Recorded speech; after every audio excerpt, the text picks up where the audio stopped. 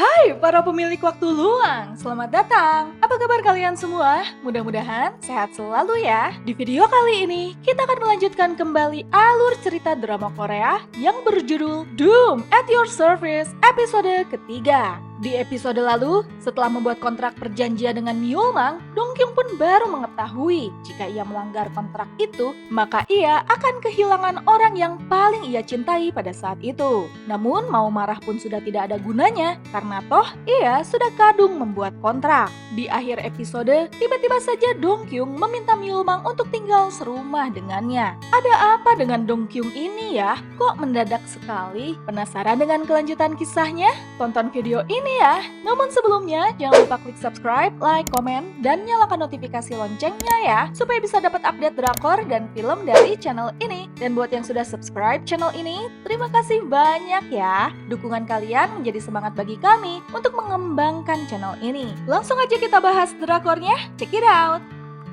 Sepeninggalan orang tuanya, Dong Kyung dan Sung Kyung pun menjadi yatim piatu. Tidak ada sanak famili yang mau menampung dan membesarkan mereka. Namun untungnya Bibi Kang Soja hadir dan menjadi penyelamat bagi mereka berdua. Mungkin karena sejak kecil hanya Bibi Kang Soja saja yang peduli dan perhatian, membuat Dong Kyung tidak ingin melepas orang yang sudi untuk peduli padanya. Dan kali ini Myeolmang lah yang belakangan selalu muncul di sisinya dan membantunya. Makanya permintaan untuk tinggal bersama pun meluncur dengan mudah dari mulut Dong Kyung tanpa peduli siapa Myeolmang sesungguhnya. Namun setelah Myeolmang menyetujui permintaan itu, Dong Kyung pun baru sadar dan malu. Kenapa bisa-bisanya ia mengajak Myeolmang tinggal bersama? Dong Kyung yang hilaf pun berniat untuk membatalkan permintaan itu pada Myeolmang. Namun begitu keluar dari kamar mandi, betapa terkejutnya Dong Kyung tatkala mendapati dirinya sudah ada di rumah Myeolmang. Dong Kyung yang tadinya hendak membatalkan permintaan untuk tinggal bersama,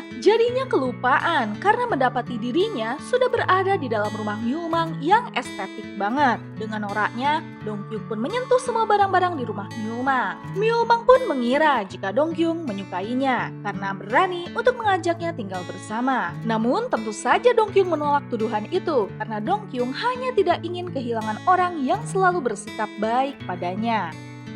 Masih dalam suasana gembira berada di dalam rumah Myeolmang, Dong Kyung pun bertanya, di mana kamar tidurnya? Myeolmang pun menjawab, jika dirinya tidak makan, minum, ataupun tidur. Jadi tidak ada kamar khusus di rumah itu, hanya ada kamar tamu di setiap ruangannya. Jadi tidur saja di sofa.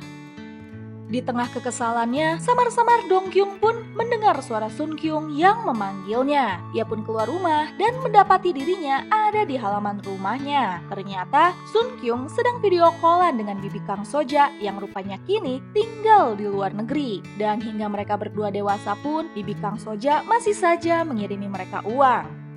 Selesai menelepon dengan Bibi Kang Soja, Sun Kyung pun mengejek Dong Kyung yang pernah berhubungan dengan pria beristri seperti Jo Dae-han. Sun Kyung pun mengatakan jika berkat bantuan dewa, Sun Kyung berhasil menyingkirkan Jo Dae-han yang mendadak ketabrak mobil saat tengah ia kejar. Dan untungnya Jo Dae-han tidak tewas, namun pria itu harus dirawat beberapa minggu di rumah sakit.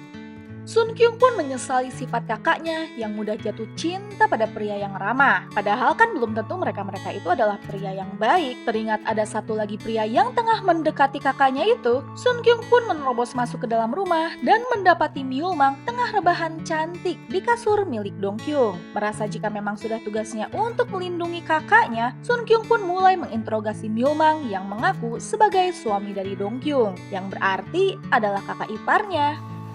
Namun dengan mudah, Myeolmang pun membuat Sun Kyung takluk padanya dan mempercayakan kakaknya itu pada Myeolmang.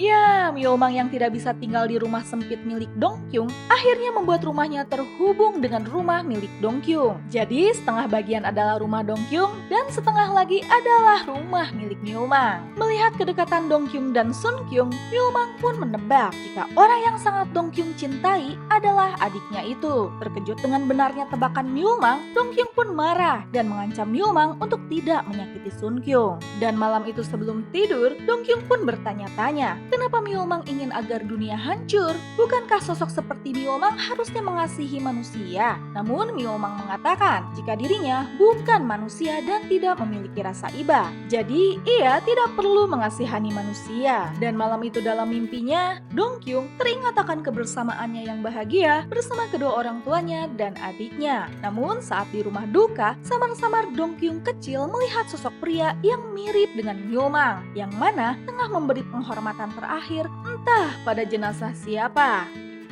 Paginya, Dongkyung pun terbangun dan bertanya-tanya, apakah Myeolmang masuk ke dalam mimpinya? Myeolmang pun menjawab, tidak. Berada dalam satu atap dengan Myeolmang membuat emosi Dongkyung jadi tidak stabil. Dongkyung pun mulai menulis persyaratan kontrak dengan Myeolmang. Pertama, Dongkyung harus meminta Myeolmang untuk menghancurkan dunia sebelum ia mati. Kedua, selama 100 hari, Dongkyung tidak akan merasa sakit. Ketiga, Dongkyung punya satu kesempatan permohonan yang harus dikabulkan Myeolmang. Keempat, jika Dongkyung melanggar, ia akan kehilangan orang yang dicintainya. Ya, intinya Dongkyung masih punya kesempatan untuk tetap hidup dengan permintaan di poin ketiga. Namun, jika Dongkyung sampai tidak menjalankan poin pertama, maka Dongkyung akan kehilangan orang yang ia cintai, yaitu Sunkyung. Begitulah kira-kira ya.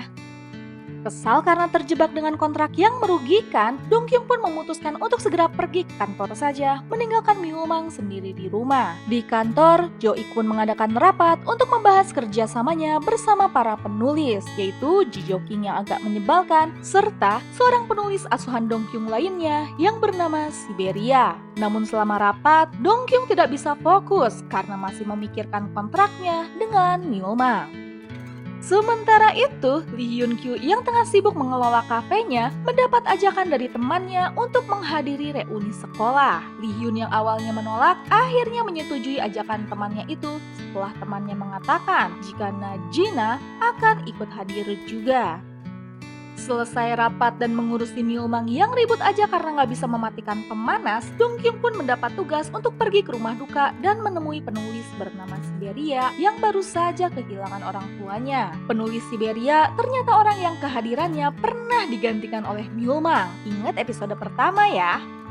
Saat hendak pulang, tidak sengaja Dongkyung pun bertabrakan dengan seorang wanita yang menggunakan jaket merah. Dan setelah bertabrakan, mendadak ia teringat sesuatu. Dulu saat ia sedang menghadiri pemakaman orang tuanya di rumah duka, Dongkyung kecil jelas-jelas pernah melihat sosok Myeolmang yang rupanya tengah menangis di pemakaman seseorang. Di halte bis pun Dongkyung masih ngahuleng hingga tanpa ia sadari wanita berjaket merah yang menabraknya ikut duduk di sebelahnya. Ya, wanita itu ternyata Nyosin. Dengan dalih hendak menanyakan jurusan bus, Nyosin diam-diam hendak menyentuh gelang merah milik Dongkyung. Namun untungnya Myeolmang datang tepat waktu dan hendak membawa Dongkyung pulang. Dongkyung pun mengatakan jika Myeolmang berbohong terkait dirinya yang tidak memiliki rasa iba, karena jelas-jelas Dongkyung pernah melihat Myeolmang tengah menangisi seseorang di pemakaman. Itu tandanya Myeolmang memiliki emosi. Myeolmang pun melirik sosok Nyosin yang berada di balik Dongkyung dan menyadari kembalinya ingatan Dongkyung adalah karena ulahnya. Di rumah, Myeolmang pun meminta Dongkyung untuk berhenti kerja dan jangan sembarangan menunjukkan gelang merah itu pada siapapun. Karena gelang merah itu bisa menjadi kelemahan Dongkyung. Namun Dongkyung menolak permintaan Myeolmang dan kembali bertanya, siapa orang yang Myeolmang tangisi? Myeolmang menjawab jika orang itu mirip dengan ibunya. Ya, Dongkyung pun yakin dan kembali mengejek. Jika tebakannya benar, Myeolmang memang memiliki emosi. Keesokan harinya, Nyosin tiba-tiba saja muncul dan kembali mengingatkan Myeolmang jika Nyosin akan melakukan hal yang dikehendakinya juga, termasuk membuat Dongkyung mengingat akan sosok Myeolmang.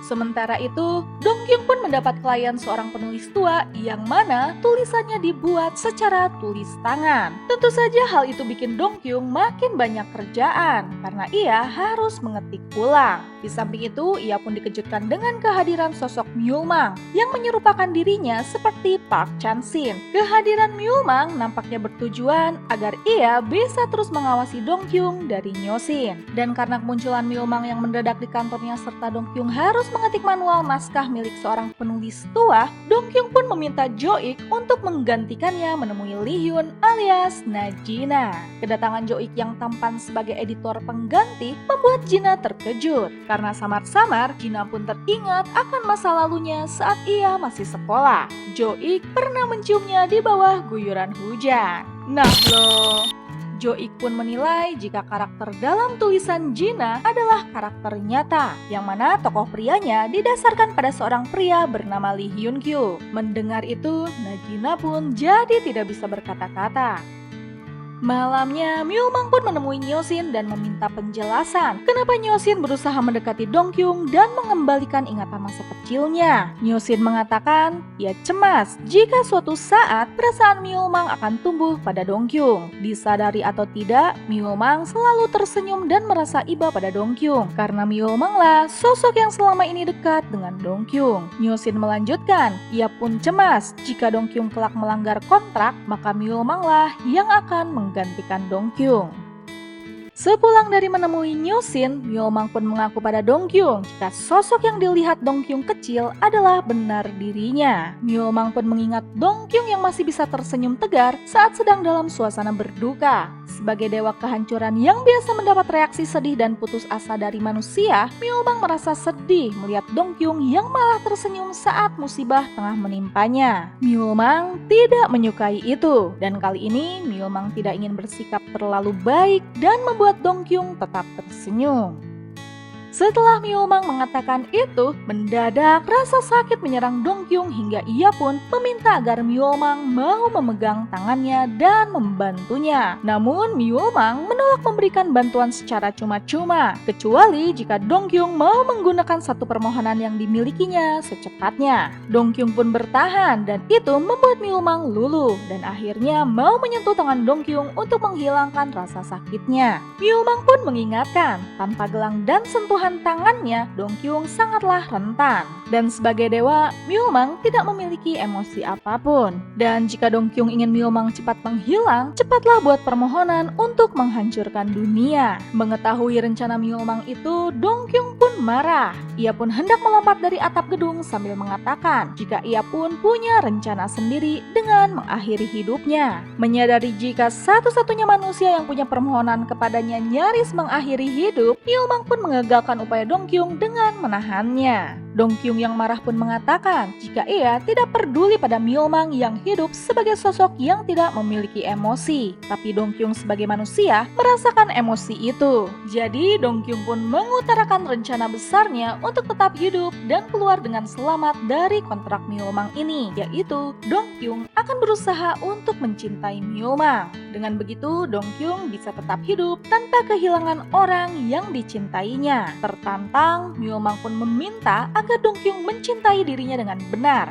hingga Dong Kyung ingin menghancurkan dunia demi Myulmang. Hayolah, makin belibet aja nih. Dan Doom at Your Service episode ketiga pun selesai. Gimana nih para pemilik waktu luang? Puyeng dengan kontraknya Myulmang? Gini, Myulmang yang lagi menunggu manusia untuk memohon kehancuran dunia, akhirnya mendapati manusia pilihan, yaitu Dong Kyung. Myulmang pun membujuk Dong Kyung untuk mau mengucapkan permohonan itu, namun Dong Kyung yang menyadari permintaan itu ia ucapkan saat tengah mabuk, menolak untuk mengucapkan permohonannya lagi pada Myulmang. Myulmang pun lantas mengiming-imingi Dong Kyung yang tengah sakit dengan memberinya gelang anti nyeri dan sebuah permohonan lainnya yang bisa Dong Kyung gunakan sebagai imbalan agar Dong Kyung mau mengucapkan permohonan untuk menghancurkan dunia. Dong Kyung pun akhirnya setuju tanpa mengetahui jika sampai 100 hari Dong Kyung tidak memohon kehancuran dunia, maka Dong Kyung akan kehilangan orang yang sangat ia cintai pada saat itu. Dan orang itu adalah adiknya, yaitu Tak Sun Kyung.